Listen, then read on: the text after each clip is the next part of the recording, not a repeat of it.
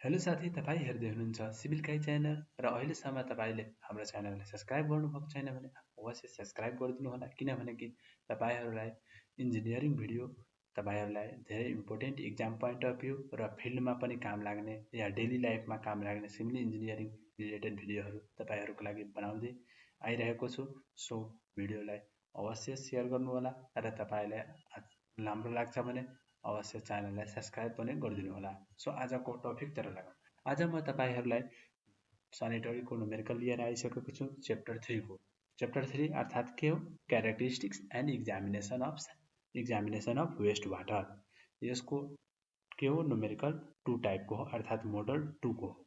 यसमा तपाईहरुले इजिली नै न्यूमेरिकल बनाएर तपाईहरुले इजी हो, किनभने कि यो न्यूमेरिकल तपाईको फर्मुला बेस्ड हो र टाइम कम कन्ज्युम गर्छ।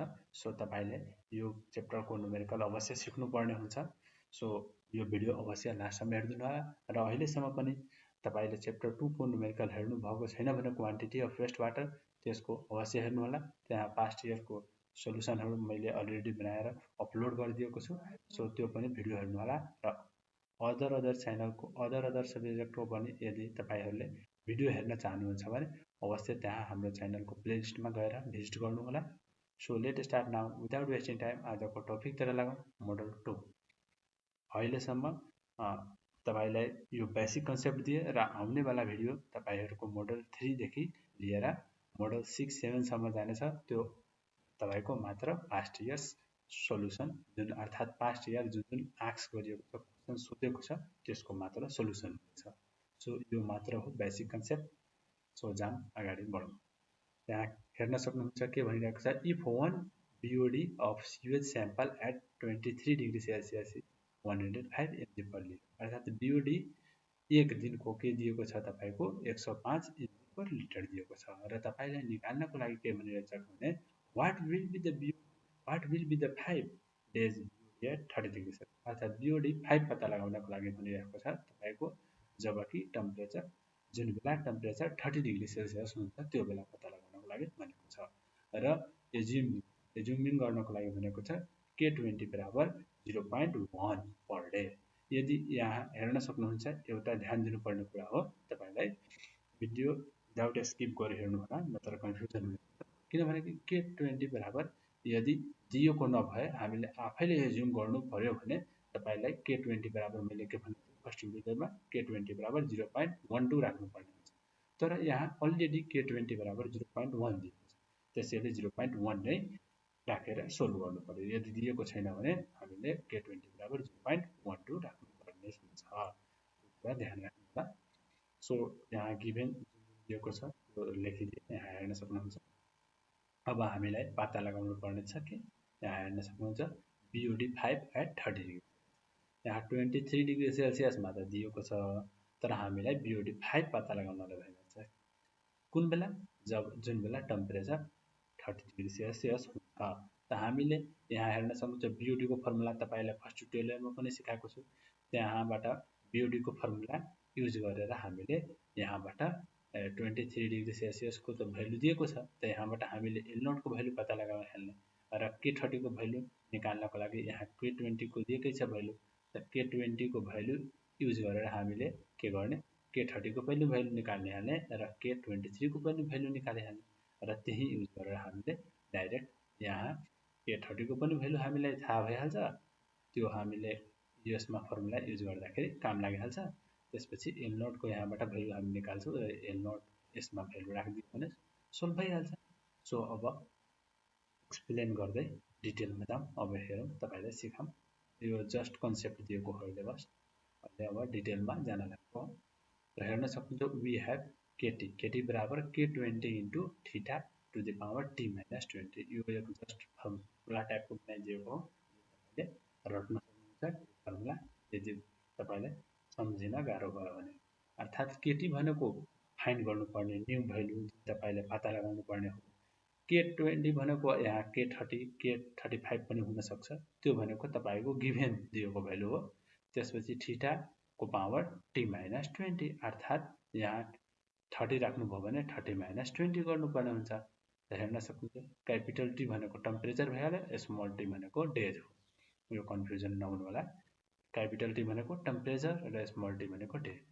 K23 हामीले निकाल्नु पर्यो किनभने K20 बराबर त मात्र दिएको छ।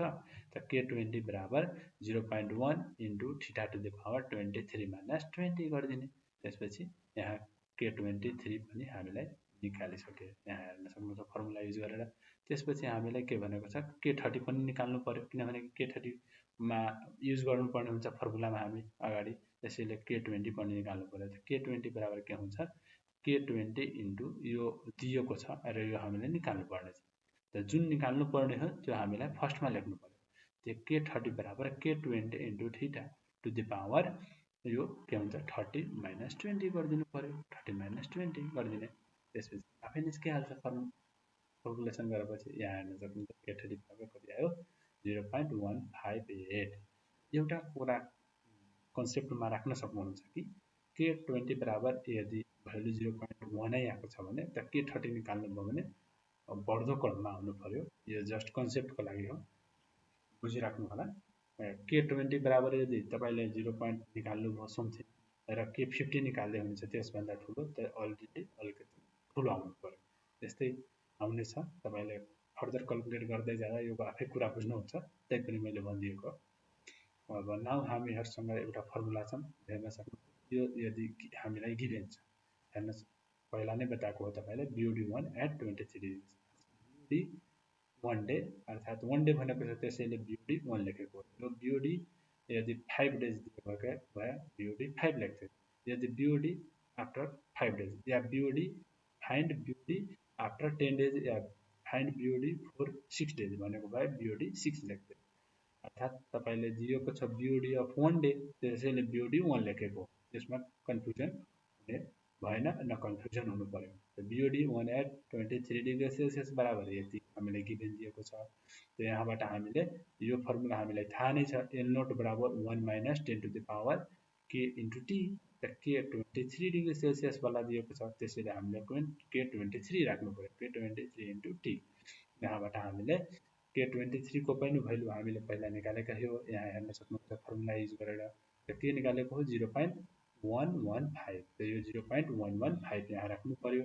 त्यसपछि T बराबर 1 राख्नु पर्यो किनभने BOD 1 लेखेको छ त्यसैले 1 ले गुणा गर्ने हो। त्यसपछि यो 1 minus 10 to the power K23 को भ्यालु हामीलाई थाहा नै भइसक्यो। T को पनि भ्यालु थाहा नै छ। त L0 को त पत्ता लगाउनु पर्यो। यो त हामीलाई थाहा नै छ। त्यसपछि साइड वाइज चेन्ज गरेर L0 को भ्यालु पनि हामीलाई थाहा भएको छ। र L0 को भ्यालु थाहा भएपछि हामीले L0 को भ्यालु जहिले पनि कन्स्टेन्ट हुन्छ जुनसुकै पनि टेम्परेचरमा। यदि 23 डिग्री सेल्सियस यहाँ हेर्न सक्नुहुन्छ अहिले 23 डिग्री सेल्सियसबाट हामी L0 निकालेको हो। तर कुनै पनि टेम्परेचरमा जाओस् भने L0 भनेको कन्स्टेन्टै हुन्छ। त्यसमा कन्फ्युजन नहुनु होला। त्यो फर्स्ट ट्युटोरियलमा पनि भनिदिएकै हो। त्यसपछि जाम अगाडि हामी बढौँ।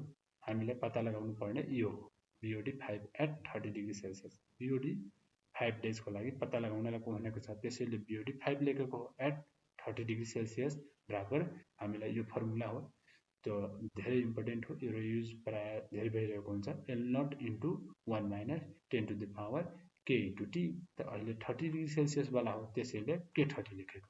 यहाँ 20 डिग्री सेल्सियसमा BOD निकालिरहेको भए यहाँ K20 गर्थे। यसमा कन्फ्युजन नहुनु होला।